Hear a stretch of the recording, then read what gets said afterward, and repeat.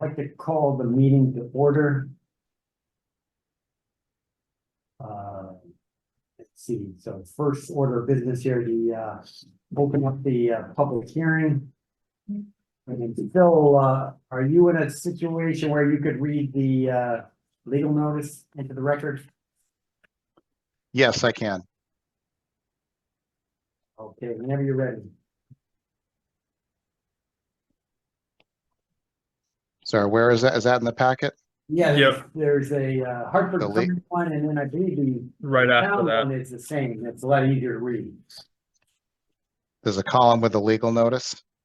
Right, if you go one more page, I think there's a. I see it. Yep.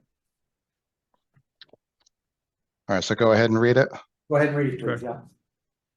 Okay, notice is hereby given that the Farmington Water Pollution Control Authority will hold a public hearing on Wednesday, March 13th, 2024 at 7 p.m. at the Water Pollution Control Facility Conference Room, 1 Westerberg Drive, Farmington, Connecticut, on the proposed 2022 to 2024 to 2025 sewer operating budget for the wastewater treatment plant and the residential sanitary sewer assessments. The proposed budget sets the user rate for residential customers at $366.24 per year, and the user rate for commercial customers at $3.17 per 100 cubic feet used in the calendar year 2024. These rates reflect a 9% increase over the current rate billed in the budget year 2023 to 2024. The annual sewer service charge for elderly congregate housing units and congregate town-owned affordable housing units shall be billed as commercial accounts for the billing cycle. The residential sanitary sewer assessments for 2024 to 2025 will remain the same. $12,936.16 for R20 and under, $16,158.68 for R30 and R40, $19,404.23 for R80. Copies of the proposed budget and assessment are on file in the town engineer's office and the town clerk's office, Town Hall, Farmington, Connecticut.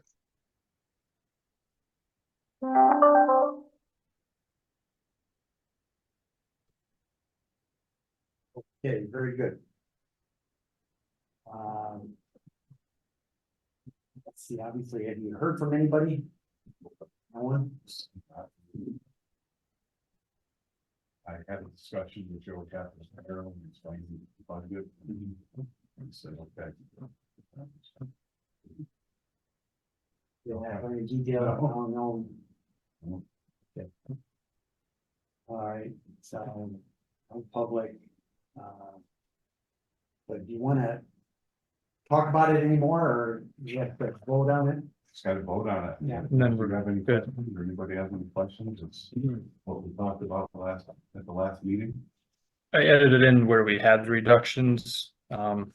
We did consultants, we took out 22,000 and we reduced the capital from the repair sewer lines 50. Plant equipment replacement and then trunk lines 50,000 as well. All right, anybody have any questions on the budget? Okay, do I hear a motion to approve? So moved. Second. Moved in second, any discussion? Hearing none, all in favor? Aye. Is carried, thank you, Phil. Nice job on reading the legal notice. Thank you. Star of the meeting. Okay, good. I'd like to call the regular meeting to order. Do I hear acceptance of the minutes for the February 14, 2024 meeting? So moved. Second. Okay, moved in second. I'm gonna abstain. Any discussion? Hearing none, all in favor? Aye. Carried. We're good. Under communication report, we've got the report for the February 2024. So any questions? Let me know. I'll go through it. Let me just scroll down. All right, so for the month of February, we averaged 4.7 million gallons. Removal efficiencies of 97.9% for BOD and 98.6% for TSS. Nitrogen, we were 31, almost 32 pounds under the permit, and average 23.8% for the cake. So that's up another percent or two. For the engineering report, corporate Centerbrook, Hyde, and Stanley, we had loss of power. That was one of the nights we had a storm. There's also subcontractors working in the area. They had likely caused the outage. We inspected each station after. Stanley was the only one that was found to have a further issue. That was a high wet well. After inspecting, the main power disconnect was half tripped. So even though we kind of went over the breakers when we first got there, it was just enough to look like it was on, but it actually tripped the whole station. So we got it back up and running. Tungus Village pump. Stay with that second. Did you actually determine what triggered it? They, when we met with them, they said they were like pulling some wires, so we're not sure if they did it or if it was weather related, but they happened to be in the same area, so we're guessing it was them. Tungus Village, on February 7th, we responded to a pump 2 failure for high current. Pulled the pump, had rags and debris, it ran fine after. Snowberry, we had a discrepancy in the pump hours. We found a large ball of debris, which I attached a picture for, because I know Phil always asks what you find in there, so. That's one of the ones we find. That's actually a small one. We've pulled like jeans out of that pump station too, so jeans, like a whole set, so Wasn't there other items in there too? not on record, No. yeah.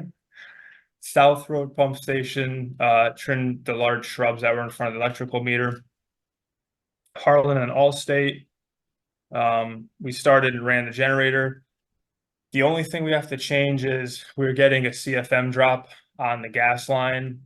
And in the drawings for it, they have a 1-inch inlet to the generator. So we put a 1-inch line from the 2-inch line. I guess it was too much of a restriction. So we took away some of the 45s and we made it 2-inch the whole way. So we should have more CFM going into it. Basically, we went to startup. Generator started fine. Pump was running. We went to pump the second one on and the generator shut off. So at first we thought it was a voltage issue. It was actually just a gas. So we ended up going 2-inch corrugated the whole way and we should be fine. A pump station upgrades and a collection system. Continued to work on INC replacements. We also continue to inspect and clear right of ways as we can based on weather. Right now, everything's basically a mud pit. In the month of February, we began jetting storm drains in front of the plant. One of the swales was noted that we didn't have any flow, and we did town-wide water testing for stormwater. So we did find some E. coli in them, but there's a raccoon living in one of the pipes. So it's probably where the E. coli came from. He actually came out when we were jetting, so those are clean. The month of February, we also cleaned storm drains on Hatters and Diamond Glen, and Devonwood was also cleaned, in fact. We performed fog inspections at Naples Pizza, Nardelli's, Piccolo Rancho, and Tungus Community College. Now, how did they do? Those were all fine. I'd say probably 75–80% of the ones in the immediate town are good. Some around West Farms are a little sketch, but we haven't had any that are actually awful. So we try to stay, every 2 years, we try to go through all of them. Repairs and maintenance at the plant. Replace the cutter blades on the plate for the dewatering macinator in the transfer building. I attached a picture of that. That basically cuts any solids that are going to the presses for dewatering. We replaced an expansion joint on the aeration tank header. I'll just scroll down for those pictures quick. So you kind of see in 1 year, not 1 year, I'm sorry, about 3 to 4 years, our guess is it's UV damage, but the other ones looked perfect. So I don't know if that was a bad batch or what. So we installed a new one. We're actually going to be doing another 10-inch up there too. If one of these blows out, basically you lose all your air in your header for the aeration. So Now, if you thought it was the UV, would it benefit from actually trying to cover it or shade it? we actually are trying to get like just like a custom like plastic shroud or something to put on it. But like I said, the other ones look okay. So maybe was a bad batch, but I know obviously UV isn't great for that over time anyways, so.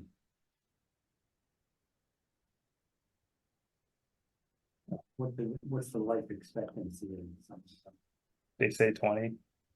I don't believe it, but so. We pumped down the primary holding tank, just cleaned any rags and debris that's the tank that goes to the dewatering building. Rebuilt primary pump 1. This was an original Swabi.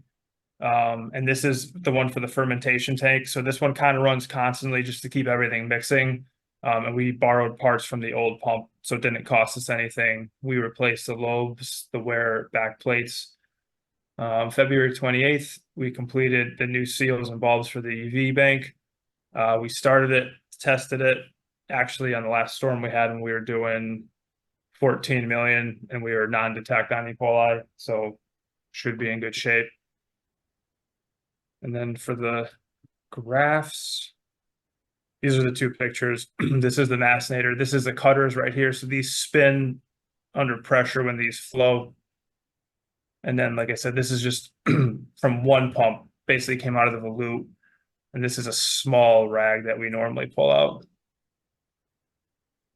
So these graphs I usually do at the end of every year. I'll start with these 2. If I can rotate it. Need for the state or the just runs? Just for you guys. So the state ones I didn't include because there's so many pages, we'd probably be here till midnight going through them. So this is the phosphorus costs historically from 2017 to present, basically. So we were averaging 70 to 80,000 in chemical before we put the tank online. You can see once we put the tank online, the chemical costs dropped off pretty much to, I'd say, under 15,000 a year. I kept it at 10,000 because I filled the tanks with PAC just in case we need it. If we get a high phos in here, we can't do it biologically, but we didn't use it. So the $10,000 of PAC is still in the chemical tanks, and we pretty much got BioP all year this year, which was good. Mark, how long is that stuff good for in the tank? 18 to 24 months. So we should have all next season as well. And then after that, I would pretty much bleed it in over time, and we could reduce the phos while bleeding it. And then if we needed it the following year, then we could order one for that time period. Okay. And the FOS, is that a year-round operation? Only March, April 1st to October 31st. Most plants are October to April 1st to October 1st, but because we have the Farmington River, it's cleaner, we do it one extra year. So, and that's the same, nitrogen is year round, phos is the same as UV. So basically Halloween. These are the nitrogen costs historically. When we used to pay credits, now we receive credits. And I put a line here where we put the fermentation tank on as well. I mean, you can see we were trending down, but it's really helped us to get under the actual limit consistently. And then this year we're still right around here, averaging about 140, 150 pounds, which is about 30 pounds under the permit.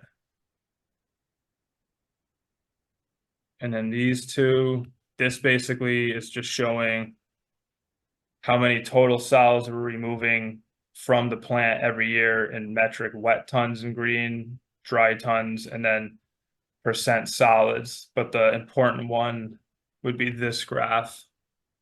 So when I was discussing the changes we made in the dewatering building to kind of increase the cake or the percent solids we have, this is basically showing the reduction over the years of the metric ton. So in essence, the lower it goes, the less you're sending out because you have more cake. It's a higher percentage, so you're sending out less volume.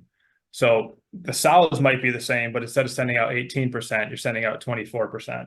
So over the years, it could be 150 tons a year, 200 tons. So we went from about 3,800 tons to right around like 3,200 this year. So that's a reduction of, let's say, 600 tons. And then you multiply that by $140 a ton, substantial cost savings. So that just kind of shows the red line, what we're saving each year. And the 11,000, 16 and $7,000 doesn't mean we're not doing as well as we did in the past. It just means it's pretty efficient now. So there's not that much more we can save by adding less volume or more volume. I'm sorry. And a lot of this is based on flow that we receive. Correct. Season flow. Yep. Yep. Yeah. So if you get a year where you're doing 8 million for 4 months, you're going to have more solids, you know, and we always err on the side of caution because, you know, if we go out to bid and we're like, oh, we're going to have this many solids, but we get high flows, you're screwed. So we have to be conservative with that.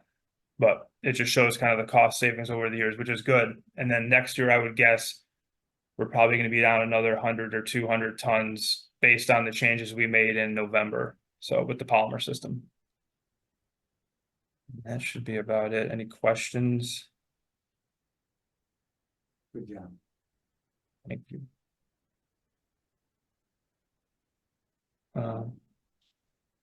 Lateral report.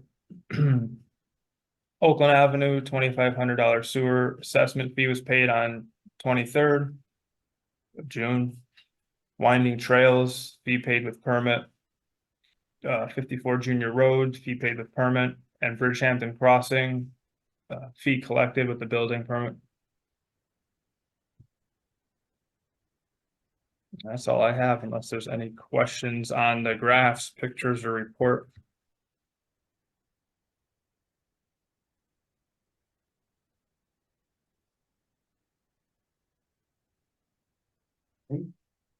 Any new business? None, any unfinished business? Any other business? No? Sure. Phil, anything, questions, comments? No questions or comments. Thank you. Okay, very good. So do I hear a motion to adjourn? So moved. Second. Moved in second, any discussion? Hearing none, all in favor? Aye. Aye. Carried. Thank you for coming.